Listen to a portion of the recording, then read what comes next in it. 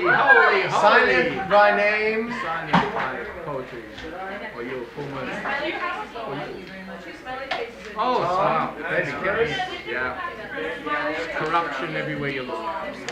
Do some poetry for you, Thank you. Just don't get too excited. Don't get too excited. Don't get too excited. Don't get too excited, because you'll be up soon. Yeah! Oh, okay, okay. Taco is a four-letter word. You have the right at all times to open carry your poems, your art, your ideas, your imagination at any campus at all, including San Marcos. You have the right to be unframed. To walk away from the frame on the wall, to rip off your price tags and say, this is a free evening. When you walk through that door, you were someone, and now you're going to be someone else. Who? Your identity is as random as a selfie done by somebody else. Bottom line is there is no bottom line. There is no safety net. You are projecting your hypothetical future into this evening. And whether you sneeze or recycle yourself in another manner, it is still an imaginative enterprise. You may say, well, what good does this do? How can I translate this into real estate? I want to make a commercial viable opportunity out of these vocabulary-based exercises. Some of you have been seen at other places of free speech, namely the Stella Cafe. One or two of you have made it down to Expressions, or maybe to Rad Radam, or maybe down to half-price books next Saturday from 3 to 5 p.m. But I digress. I am here this evening to invite you to West Texas.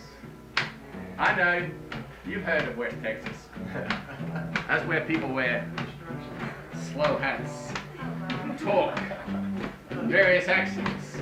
For 15 years we've gone to West Texas and we've started a poetry festival, and every year we plant a tree. That's right, we plant a tree. And we watch the winds of West Texas blow away that tree. We come back and plant another tree. That's the Irish in there. Because that's what we do. We persist beyond reasonable endurance. We go 600 miles away from the center of Austin, Texas, especially doing South by Southwest, which is also a four-letter word. And we go up to La Mesa. Where's La Mesa? Shouldn't it be La Mesa? Yes. No. Yes. La Mesa, Spanish. It's not La Mesa, it's La Mesa. Ask the people who live there. Ask the people who live there. So, most of you will not go to West Texas, I know, because we had to come to San Marcos for you guys. So we've made a little enterprise for you this Saturday at Half Price Books, 5555 North Lamar. We have from 3 to 5 an opportunity for every word you ever have thought or dreamed or expressed or conjured up to be heard on open mic at Half Price Books. And if you can't make it Saturday afternoon from 3 to 5 p.m. because you're at Recycled Reads, then I urge you all to come to Expressions this Saturday evening. Where's Expressions? I've heard about for 17 years, but I've never been there. It's at the Austin Baha'i Center. That's why you've never been there. Who are these Baha'i people? They're universalists. They're put to death by the Shiites and the Sunnis, and they're imprisoned and tortured by virtually everybody because they look for the good in everybody. And some people can't believe there's good in anybody. I don't mean trumpet. I mean, you know what I mean, poetry. So if you can't make Saturday afternoon 3 to 5 at 5555 North Lamar, come to 2215 EM Franklin. It's inside the little booklet in your hands, except for the people who came in late. I urge you all to be brave and to come out in April National Poetry Month to West Texas. Why? Because there's nothing in West Texas except wild winds and dust and storm and poetry, and a tree that will be planted to be blown away by the winds of West Texas today.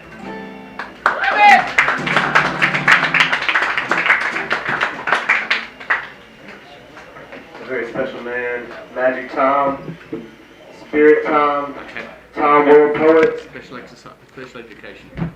Now I'd like to greet another poet to the stage, someone named Chris Dixon. Chris Dixon! The Chris Dixon. Chris Dixon! Here. Very helpful. Naughty. To exchange one jack for another. Oh! Have no fear to sing your song or speak your poetry. Don't sing out of doubt or speak from uncertainty. Believe that your poem is worthy. Believe that your song is true. It's from you. Believe mostly in you and what is from you. Trust yourself. Who else matters? Embrace your failures. Do not fear failures. When you have embraced her, the fear is removed. Observe carefully and listen. Inspiration comes from quietude. Pay attention, for when she arrives, you must not be asleep. Doubt is the sign that tells you you're on the wrong path. Keep your compass near. Believe that your poem is worthy. Believe that your song is true. It's from you. Believe mostly in you and what is from you. Questions? Any questions?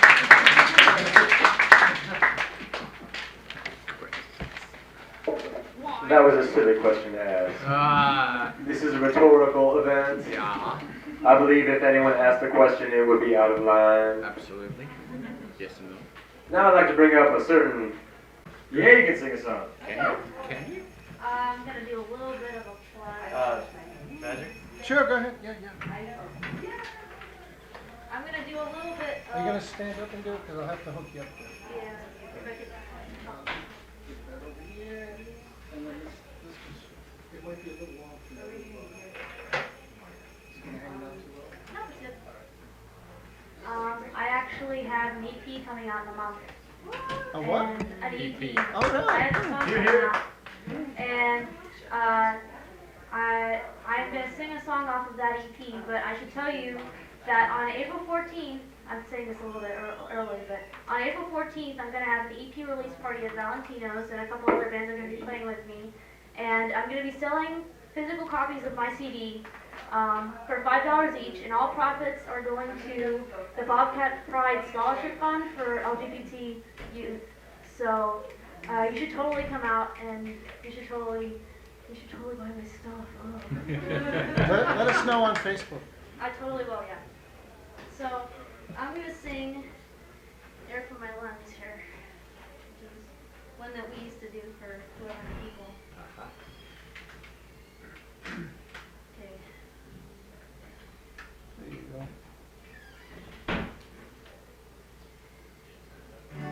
It takes me far too long to sleep. What kind of secrets do you bring? You know my confidence ain't cheap. You know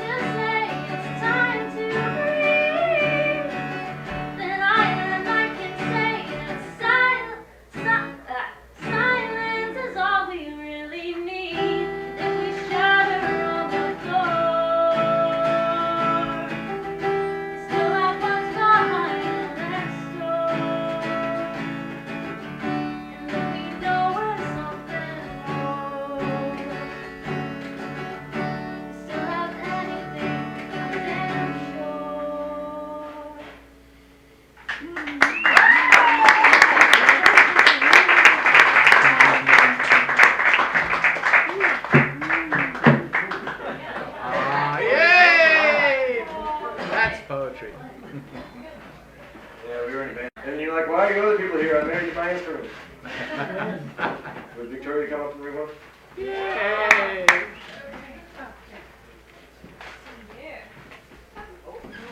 Okay. I don't know how I'm gonna follow that, but this is called I Was Never Mad at You.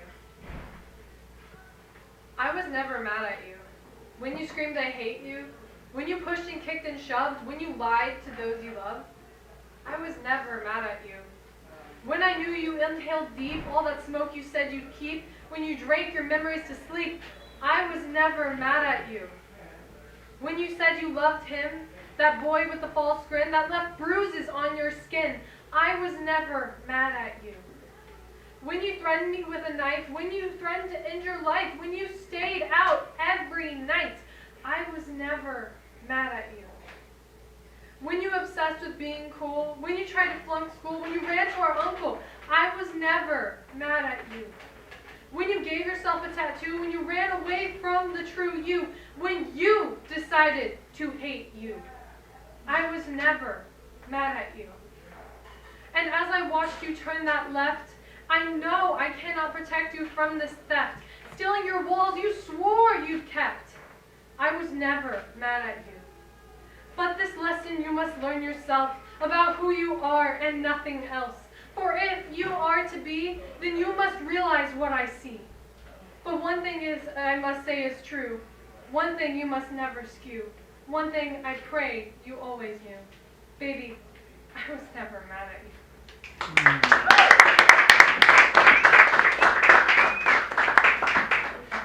Becca Jane's still in the house. Becca Jane want to do that one? But Kalani, can you come up? Come on, there you go. You finally got it right. Alright, so this is a really old poem and I never edited it, so it's kind of stream conscious and anyway, Edit it now. that's a disclaimer. Probably can't. Anyway. Alright, it's called Happy, ... In a house, there is a woman sitting beside the phone that never rings. She waits for the call from her husband who she knows will not come home. In her lap sits an MIA notice, but she refuses to look at and refuses to acknowledge. An old man sits inside his son's kitchen, accompanied by a glass of milk, some broken dishes, and the walls, with whom he carries on an insightful conversation. A smile spread across his face and his eyes, so the walls cannot see his pain. There was an artist who nobody knew. He painted extravagant pictures of life, of people, of things in his mind. His whole life he was never paid a cent for his work, and he lived on the streets. The day he died, he became a doorman. There was a girl with a dozen friends. She smiled and laughed with everyone, while inside she felt empty and painfully alone. The boy who sits in seclusion, writing in his journal with complete and absolute content with his invisible companions. A dog playing with his owner fetches stones instead of sticks. A doctor makes his healthy patients sick, and the people are separated by words, forming barriers between each body, which stands directly beside one another, together, alone and happy but content. The world never cries out of loneliness, though it is lost in the vacuum of space. The trees never scream in agony, possibly because if they tried, they would choke on the wretched air of the atmosphere. And when the sky weeps, its tears make foul limestone, burn skin, the water runs brown and thick and creaks, and somewhere on earth a child is starving, and orphaned, and filthy, and smiling, and laughing. Light. Somewhere in the universe there is a star greater than the sun, whose light is shining brighter and hotter as it nears its final days. Somewhere in the mind there is a thought asking 1,000,003 questions. Somewhere there is a person who has no idea where they are, who they are, why they are, or how. In an old house, there is a widow, who is as hollow as the wings of a bird, as lost as a child and amazed with no answer. She would cry for her husband who never called from the war, but she's old and her eyes are dry, like her hair. An old man stands at his father's grave, pursing his chapped lips together. The sky is weeping on him and burning his skin, but he feels nothing. He's too busy remembering the nights his father sat alone in the kitchen talking to the walls. And now here is he, the son, an old man, sitting upon the wet soil talking to the corpses. And there was a man who should have never been an artist, who should have been an artist but lived to be nothing more than a bum on the street, and he earned a living only after death.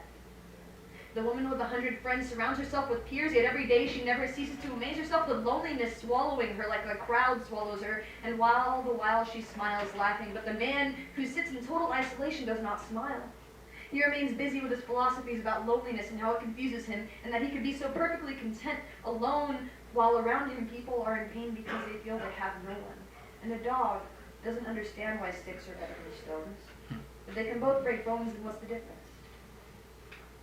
And a doctor watches people suffer, but they don't know his pain like he does. I will help them, he says. I will make them aware that they are ill, and then I can help them.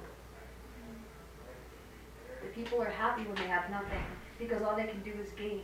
And those who have it all only know what it's like to lose things. The man in isolation understands this. The dog understands that there is nothing that separates one thing from another except ideas. So what is this poem? Is it the idea that people should not be unhappy, or that people lie, that we have ruined our environment, that the sky cries, that dogs are smarter than the woman with 100 friends, that talking to the walls is only a few feet under talking to a corpse sitting deep in the soil, alone and happy but content?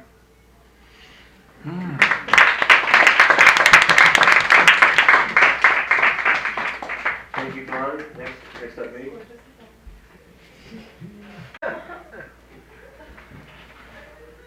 But as Buddha told us, there is no ego. He had an ego. Yeah. Where did he go?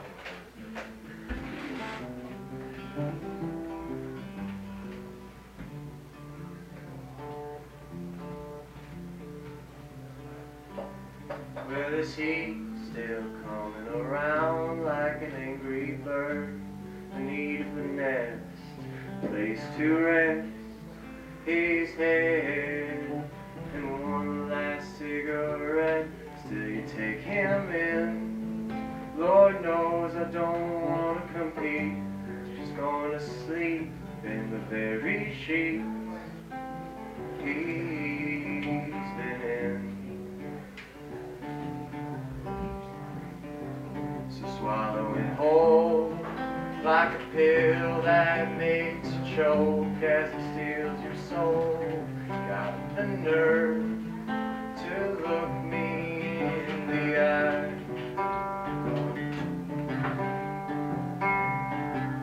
Send him back, I won't share the trap that you snared me in. Well, is he still coming around like an injured bird in need of a nest, a place to rest his head? For one last cigarette, so you take him in. Lord knows I don't want to compete. I'm just gonna sleep in the very sheets he's been in. So swallow it whole, like a pill that makes you choke as it steals your soul. Got the nerve to look me in the eye. Send him back, I will share the trap you snared me in.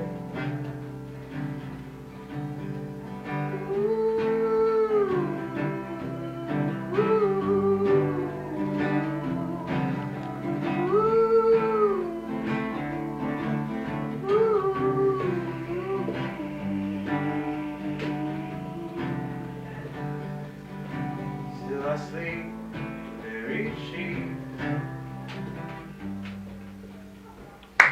Yeah. Wow. So I found out after I wrote this that you can replace self-awareness with a new word, and it actually sounds British.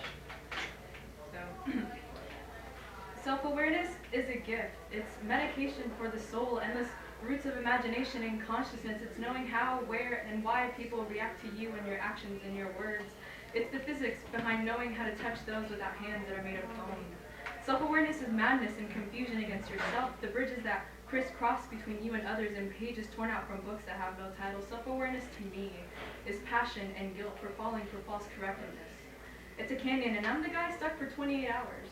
I am a pebble in its mists and it is my guide towards the world of endless meaning. I follow blindly and sometimes it leads to the twilight portion of the ocean and there it is. Problems and fights and negativity that hide behind the face of those who crack a smile every time someone shows an ounce of the gasp for air we need. Self-awareness is the boat that sinks when there is no water. I am the master of know-nothings and words are my catharsis, my ego, my rope, my existential lover, and you are the daylight and me.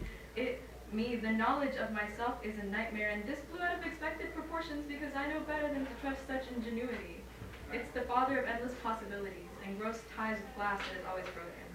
There is a perfect version of this elsewhere, and maybe I'm not it. Maybe there is another that can reach from the core and touch Mars until others of the vacuum from details across the future. This is my medicine.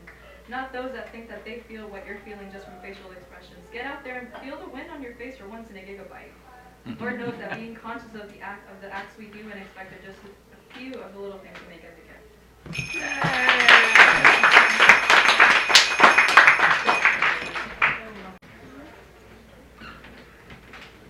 I could tell I was never going to get my heart back the first time that we met. You would wear it around your neck. You took it down below, as your own bones, deep in the ground, wagging your tail. You always sucked at fetch. Rachel.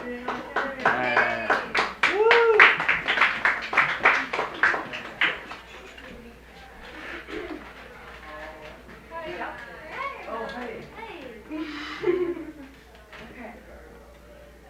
Here's my title for this. Sounds good. Grief and growth live hand in hand. Even with a heavy heart and bones like cement, make room for the small, fragile things. Let them slip between your cracks. Because the best revenge is being happy. Never give someone the satisfaction of watching you suffer. It's like writing until the wee hours of night for somebody, and you could write forever, and they'll never read a word.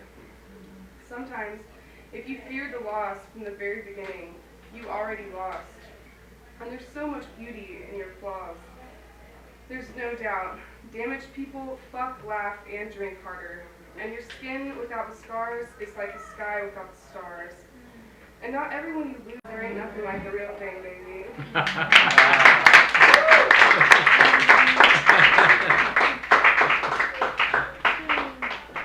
Great words, but it needs to be noted.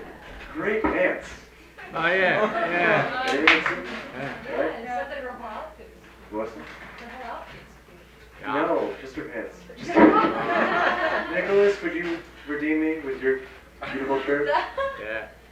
Not my poetry. My poetry's not beautiful, just my shirt. I'm a very superficial man tonight. Just take this microphone away before I say something racist, sexist, or any of the other bad things. You don't need a microphone for that. Oh. That doesn't go there.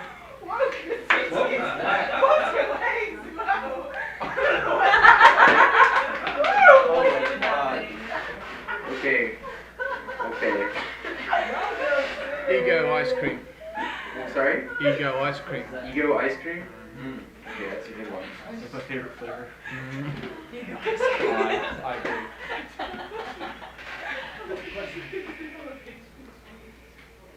Pop goes the weasel. Sorry, Nick. Please. Thank you. I kept it in the refrigerator of my mind. It was as cold as the hands I put in my pocket. I prepared my hands against my body to take the ego ice cream out before it melted. And I ate it, consumed it, and made it my cold breath and cold inside. The ego does not exist, but in fact it does. In fact, it exists temporarily. It exists until we eat it all up and spit it all out in cold breath. In cold breath of denial that it does not matter, but in fact it does. It does because we eat it after our meals, at least we're supposed to.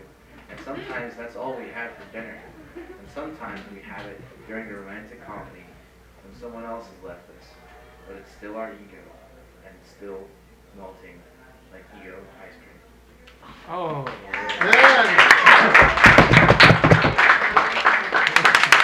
That is the end of March. Yeah. Let's clean up. Wake the dead. Clean up time now. Clean up. Yeah.